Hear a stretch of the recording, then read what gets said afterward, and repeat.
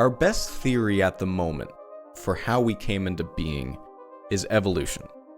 That is, life was created on Earth initially as a single-celled organism, and through the challenges of life, some survived, some did not, through random mutations essentially.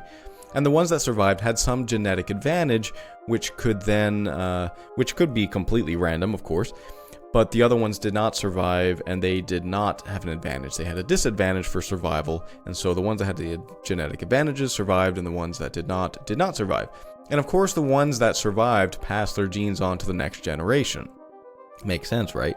So if you take that process and you extract it over a billion years, or billions of years, some of these single-celled organisms evolved into multi-celled organisms, and eventually into mammals, and then into us, human beings. With the evolution of human beings came the evolution of the rational mind. That's your neocortex, which comprises the higher functions of our brains: perception, emotion, cognition. When the Stoics say that our reason, and by that they meant logos, not just reasoning, but something a lot more deeper than that. When the Stoics said that our reason is what makes us human and divine, they aren't wrong from an evolutionary standpoint.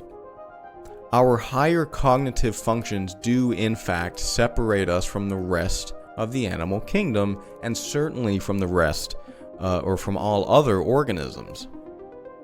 From the Stoic view, the cosmos and providence gave us this rational mind, which is the peak, so far, of evolution.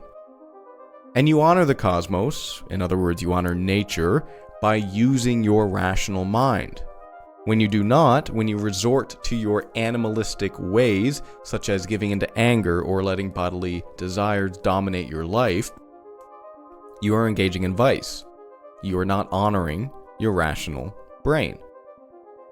But if we take a step back and we look at what is the driving force for evolution, we see that suffering and pain are actually very fundamental. Pain was evolved in animals for survival, essentially. It's rather simple. If we are feeling pain, then something is hurting us. And if something is hurting us, it has a potential to kill us, and we would rather live. So in a simple phrase, pain and suffering points to threat. Threat to our very existence. So, the cosmos has created life, which evolved into animals, and then eventually human beings.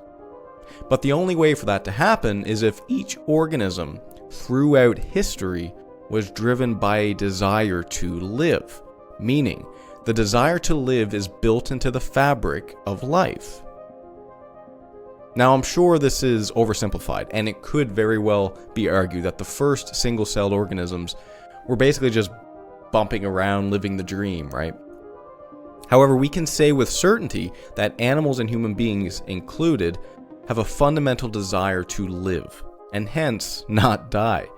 And since pain is a threat to our life, it follows that pain and suffering, from an evolutionary standpoint, is bad, given that we want to live.